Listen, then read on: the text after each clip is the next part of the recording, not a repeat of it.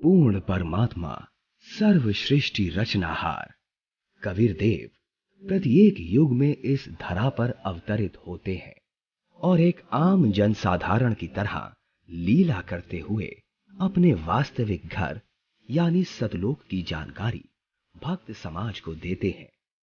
किंतु उस समय हर कोई परमेश्वर को नहीं पहचान पाता। आज से लगभग 624 वर्ष पूर्व भी पूरी सृष्टि को बुनने वाले पूर्ण परमात्मा कबीर साहिब जी ने काशी नगर की चुलाहा बस्ती में एक टूटी सी झोपड़ी में 120 वर्ष तक कपड़ा बुनने की लीला करते हुए अपने तत्व ज्ञान व सतलोक की महिमा का गुणगान किया और समाज में फैले पाखंडवाद को खत्म कर भक्त समाज को एक सत्य भक्ति प्रदान की, जिसके करने से लोगों को परमात्मा वाले लाभ प्राप्त होने लगे, जिससे प्रभावित होकर उस समय हिंदू और मुसलमान दोनों धर्म के 64 लाख की संख्या में श्रद्धालु कबीर परमेश्वर जी के शिष्य हुए। वहीं दूसरी तरफ कबीर परमेश्वर जी को एक आम भक्त, संत व गरीब जुलाहा समझ उस समय के मुल्ला, काजी, पंडित और ब्राह्मण कबीर साहिब जी की महिमा चारों तरफ फैलते हुए देख ईर्ष्यावश आए दिन उन पर जुल्म करने की असफल कोशिश करते ही रहते थे। उन्हीं में से एक थी राजा सिकंदर लोधी के धार्मिक वीर शेख तकी द्वारा काशी में भंडारे की झूठी चिट्ठियां डालकर परमेश्वर कबीर जी को बदनाम करने की साजिश। इस कबीर ने तो हम सभी का जीना हराम कर रखा है।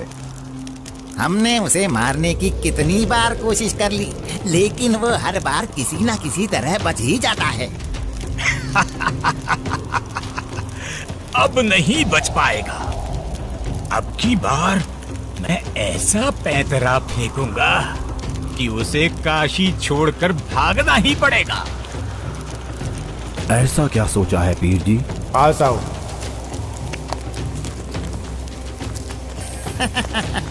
आपने भी क्या तरकीब सोची है? अब तो उस दुष्ट के लिए भारी मुसीबत आने वाली है। अगले ही दिन से एक पत्र भारतवर्ष के कोने कोने में सभी मठों, आश्रमों, मंदिरों में पहुंचने लगा।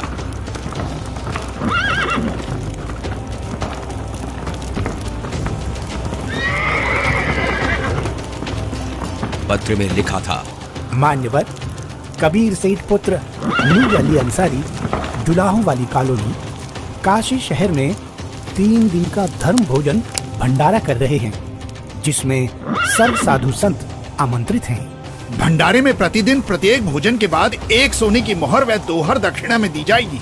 भोजन में लड्डू, जलेबी, हलवा, खीर, दही बड़े, मालपुए, रसगुल्ले आदि आदि सब मिष्ठान खाने को मिलेंगे और साथ में सूखा सीधा भी दिया जाएगा। सभी शिष्यों को बता दो, भंडारे में सभी को चलना है।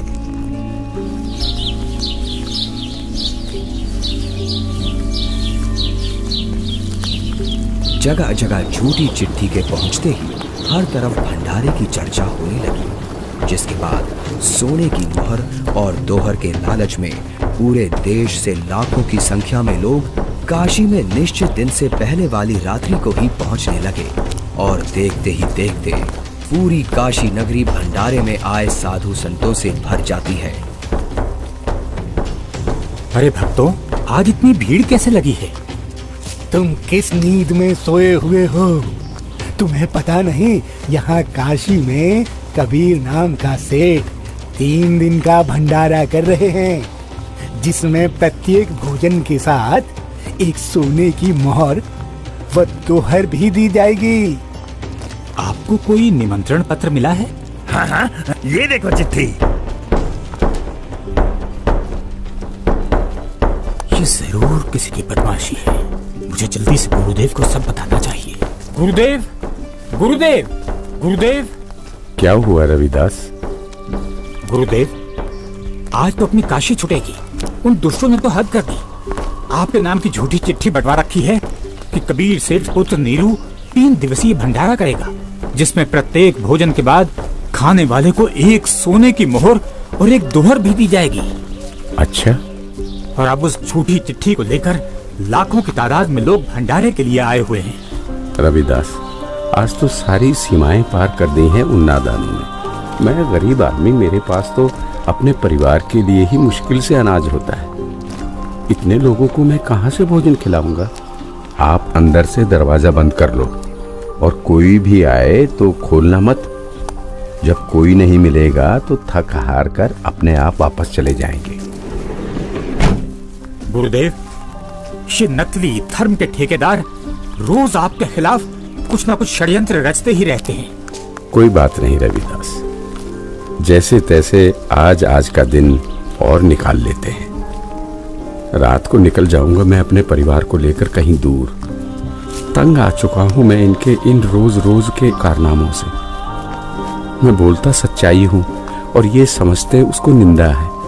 आ जाओ रविदास, बैठ जाओ। दोनों भगवान को याद करते हैं। आपत्ति के समय उसी को याद करना चाहिए। वही सबकी लाज रखते हैं, हमारी भी रखेंगे। जिसके बाद परमेश्वर कबीर जी अपने 2 रूप धारण कर, एक रूप में तो रविदास जी के साथ झोपड़ी में विराजमान रहते हैं तथा दूसरे रूप में ऊपर सतलोक में पहुंच जाते हैं।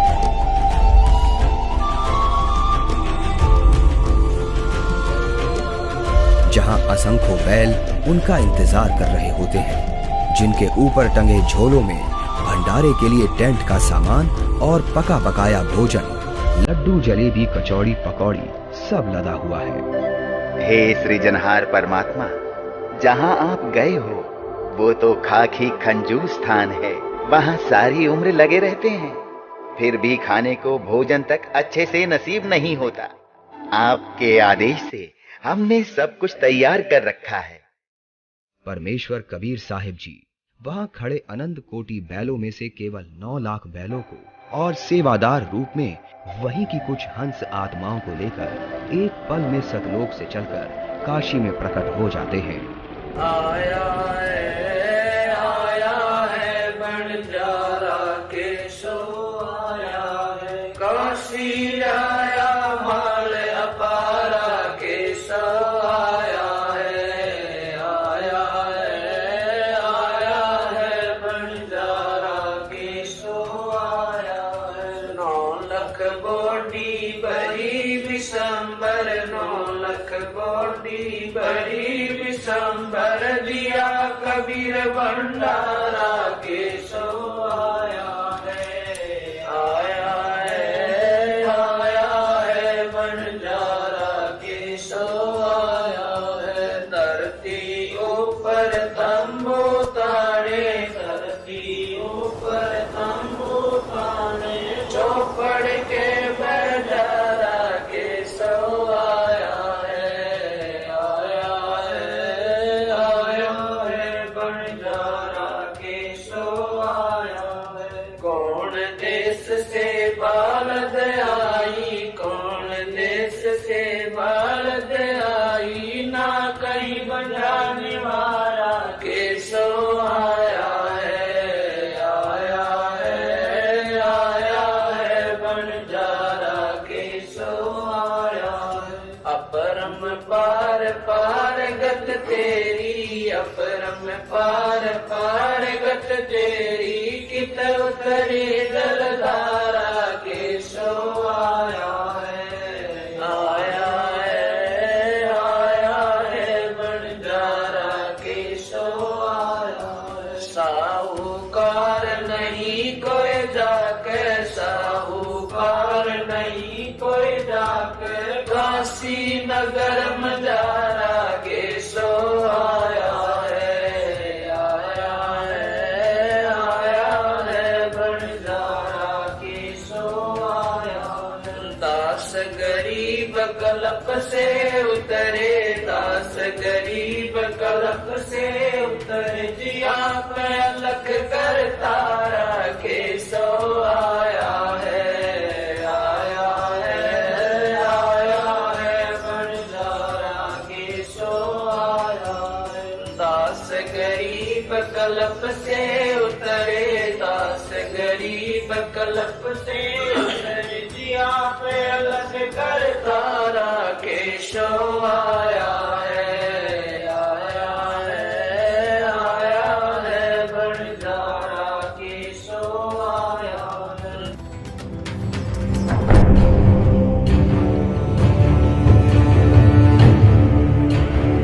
राजन, आपके गुरु का निमंत्रण आया है भंडारे का, आप चलेंगे नहीं क्या? गुरुदेव भंडारा करें और मैं न जाऊं, मैं अवश्य चलूंगा। काशी चलने की तैयारी की जाए। देखते ही देखते काशी शहर के चौपड़ के बाजार में परमेश्वर की दया से भंडारा शुरू हो जाता है। ऐसा स्वादिष्ट भोजन, वाह, जो खाता वो गुण गाते नहीं थक रहा था।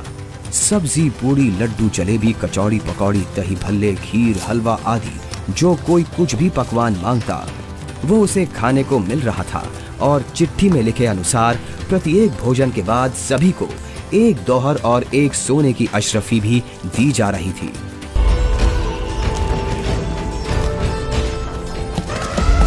उधर से दिल्ली के बादशाह सिकंदर लोधी भी, जो परमेश्वर कबीर जी का शिष्य हो चुका था, अपने धार्मिक पीर शेख तकी के साथ भंडारे में पहुंच जाता है।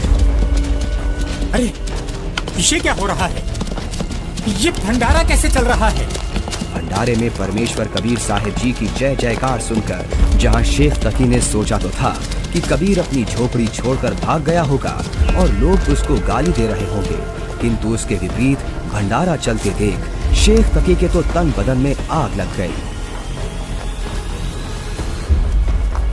हे भक्तों, कबीर साहिब जी किधर हैं? कबीर साहिब जी का तो मालूम नहीं, किंतु उधर सफेद तंबू में एक व्यक्ति बैठा है, वही भंडारे की सारी व्यवस्था किए हुए है।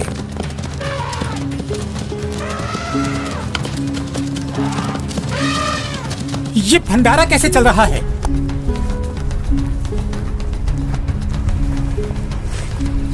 कौन है आप और कबीर जी से क्या नाता है आपका? मैं एक बंजारा हूँ और कबीर जी मेरे पगड़ी बदल मित्र हैं। उनका संदेश मेरे पास गया था कि एक छोटा सा भंडारा करना है, थोड़ा सामान लेते आइएगा। और भंडारा चल रहा है। 18 लाख आदमी भोजन कर रहे हैं, ये इसे छोटा सा भंडारा कह रहा है। कबीर जी कहाँ हैं? वो क्यों नहीं आए? हे राजन, उनका दास जो बैठा है, उनको तकलीफ उठाने की क्या आवश्यकता? आप भोजन ग्रहण कीजिए। नहीं नहीं, भोजन भंडारा तो मैं गुरुदेव के दर्शनों परांत ही करूंगा।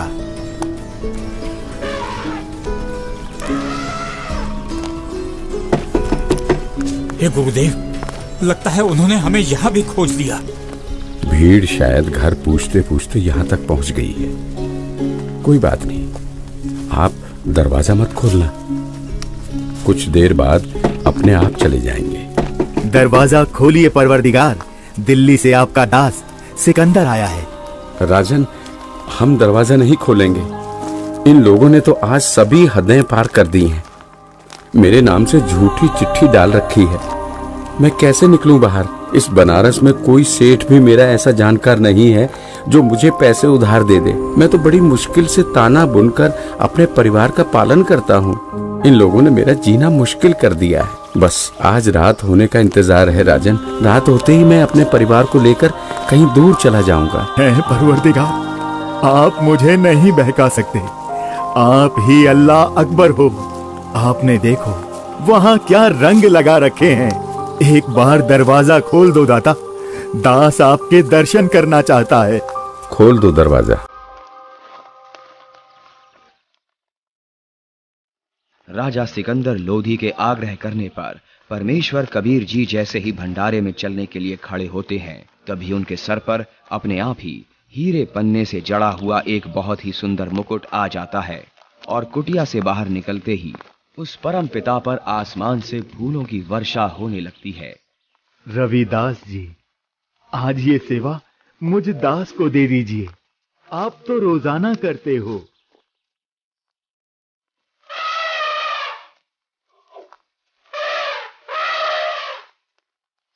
इनमें से कबीर जी कौन हैं?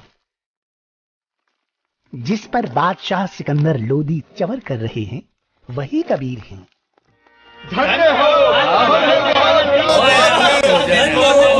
भोजन है।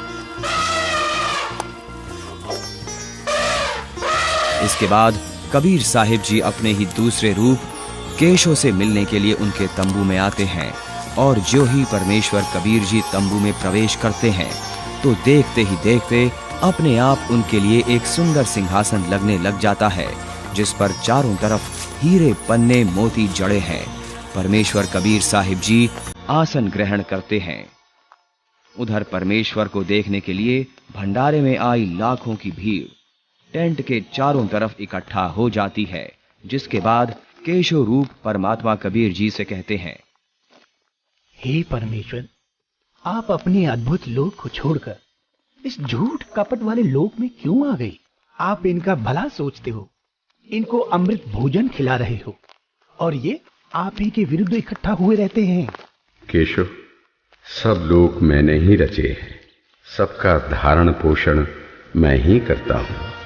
तू मेरे दुख को नहीं जानता, ये सब मेरे बच्चे ही हैं। अपनी अज्ञानता से ये काल के जाल में फंसकर भयंकर कष्ट उठा रहे हैं और उसी काल के प्रभाव से ये आज मुझे अपना दुश्मन मान रहे हैं। मैं इनको सत भक्ति देकर वापस लेने के लिए आया हूं। परमेश्वर जी, आप हंस लोक को छोड़ इस जीव लोक में आए, जिनका हाड़, चाम और रक्त का बना शरीर है, जिसमें विष्ठा भरी पड़ी है। आप इनसे कैसे भक्ति कराओगे? केशव, भैंस या गाय आदि को बच्चा होने से पहले उसमें सिर्फ हाड़ चाम होता है, दूध नहीं होता। और जब बच्चा हो जाता है तो उसी हाड़ चाम के शरीर से दूध की बाल्टी भी भर जाती है। ठीक इसी प्रकार मैं इनमें भक्ति प्रवेश करूंगा और उस भक्ति से इस हाड़ चाम के शरीर में ही इनको सतलोक प्राप्ति होगी। हे परमेश्वर, ऐसे लोक में जहां जमीन पर पांव रखते ही दंड लगता है, ऐसे गंदे लोक में आपकी रहनी पर मैं बलिहारी हूं।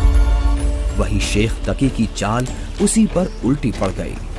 उसने लोगों को इकट्ठा तो इसलिए किया था कि कबीर किसी को भोजन करा नहीं पाएगा और लोग उसको गालियां देंगे, लेकिन कबीर जी ने उन इकट्ठा हुए लाखों भक्तों को 3 दिन तक मोहन भोजन भी खिलाया और सोने की मोहर व दोहर देकर सत्संग से उनका अज्ञान अंधेरा भी हटाया। फिर भी ये सब शेख तकी से देखा नहीं गया। उसके अंदर जलती ईर्ष्या की आग इतने महान समागम में भी कमी ही ढूंढ रही थी और इसी आग में शेख तकी मुंह बनाकर सिकंदर लोधी से कहने लगा, चलो राजन, इसने क्या भंडारा किया है, बहुत अच्छा सा किया है। ऐसे ऐसे तो हम 100 भंडारे कर देंगे। शेख तकी ने जब इतना कहा ही था कि बोलते बोलते उसका मुंह टेढ़ा का टेढ़ा ही रह गया और वो गूंगा बहरा भी हो गया। उसने कुल 52 बार कबीर साहिब जी पर जुल्म किए, परंतु ये उसके जीवन की आखिरी बकवाद थी जो उसने कबीर परमेश्वर जी के साथ की। 3 दिन तक समागम चला। तीसरे दिन सेवकों ने बचा हुआ सामान व टेंट आदि बैलों पर लाद दिया और चल पड़े।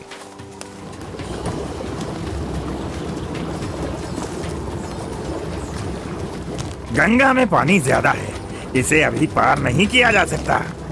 हाँ हाँ, अभी मत जाओ।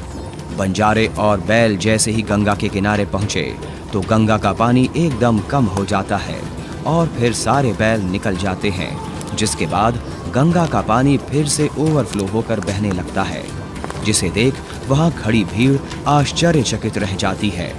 जाइए केशव, कहीं आपके बंजारे दूर ना निकल जाएं।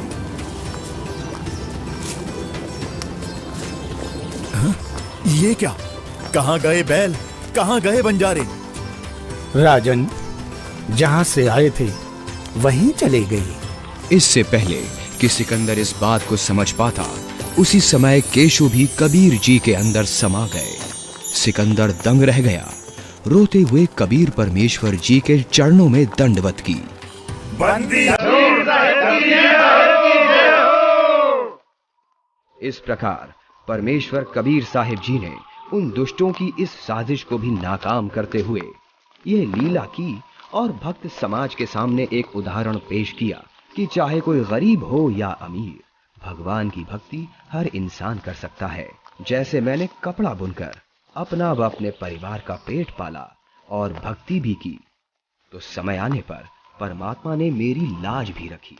उसी प्रकार आप भी मुझ पर यानी परमात्मा पर विश्वास करो और भक्ति करो। फिर देखना, जब कभी भी आपको मेरी आवश्यकता होगी तो मैं आगे खड़ा मिलूंगा।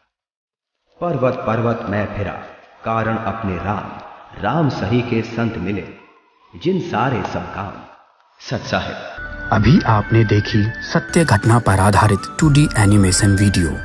आप सुनिए परमेश्वर कबीर जी और उन्हीं के रूप में आए केशव बंजारा जी की वार्ता की पूरी कथा का सार अमृतवाणियों के द्वारा संत रामपाल जी महाराज के मुखारबिंदु से।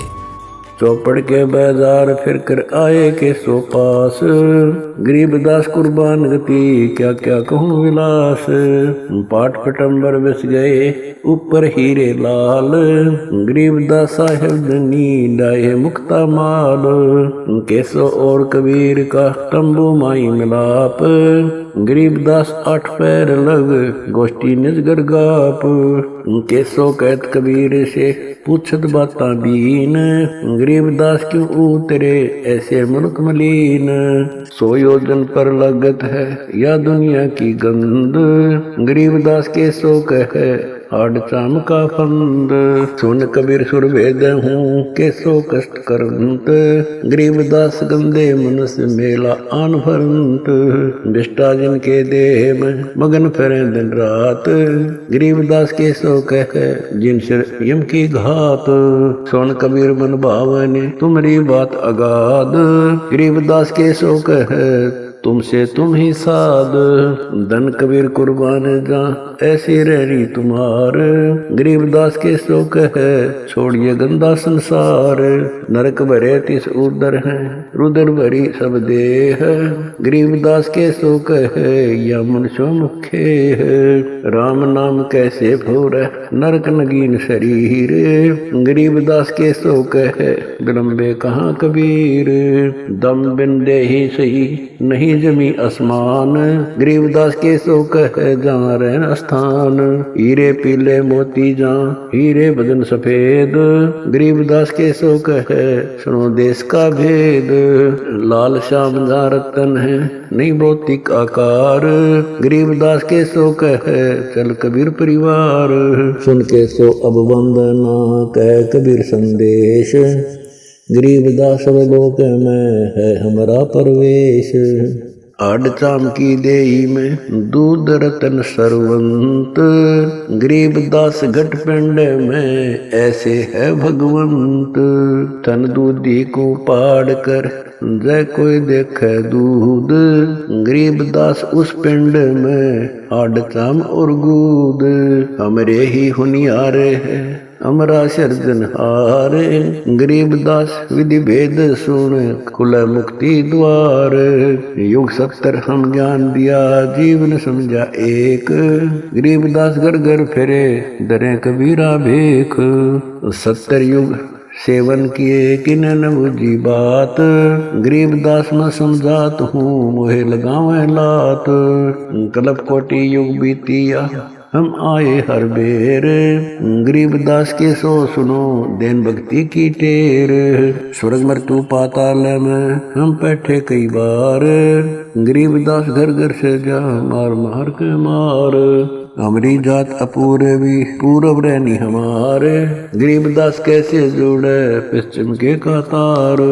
हम है ठेठ पूरब के उतरे औगट घाट, गरीबदास जी दक्षिण के यो नहीं मिलती साट।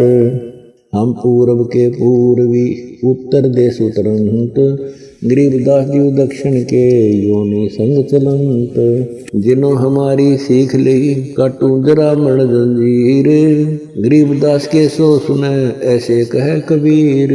फिर बाजी विद न रचे वह नी जीव अवंत, गरीबदास सत्यलोक में अमर पटा पावंत अनंत कोट बाजी जहाँ रचे सकल ब्रह्मंड गरीबदास मैं क्या करूं काल करत जीव खंड किलों काल निकंद हूँ जीव विध्वंस नहीं होए गरीबदास दुल्ला कहे शब्द में बूझे कोए मनुष्य जीव क्या बात है पशु पक्षी परवान गरीबदास दुल्ला कहे करहूं हंस अमान मैं बंजारा आदि का यही हमारी साट गरीबदास जी अबे करूं बोर न आवे बाट एक गाड्डा एक जलाइए यानी मोए सुहाए गरीबदास सतलोक में देहूं जीव पहुँचाए सोन कबीर के शोक है जो कुछ करो सुकीन गरीबदास मुख्तार तुम ही दीन वे दीन सुन सतगुर तो से कहूं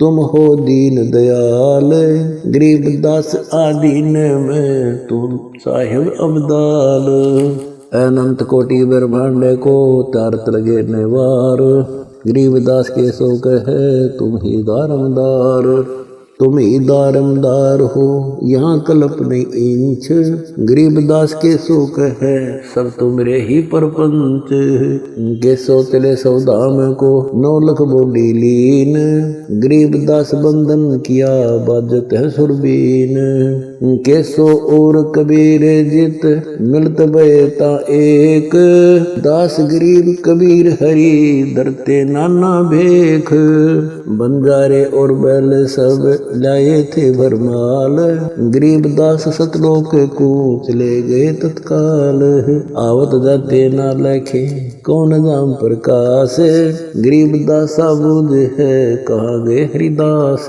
हरि में हरि के दास है दासन के हरि पास गरीबदास पद अगम गति सात की उदास चलो सिकंदर बादशाह क्यों व्यर्था भक्त कमाए गरीबदास उस पीर के तन मन लगी भाए जेता शहर कबीर का हमरे बहुत अनेक गरीबदास सिख तक के लगी जुबान मेख गूंगा भया बोले नहीं जवाब जुबान गरीबदास मारा पड़ा बिन ही करो कमान एता दोष दरह कहाँ दग्ध जमी आसमान गरीबदास गूंगा भया बहरा हुआ कान।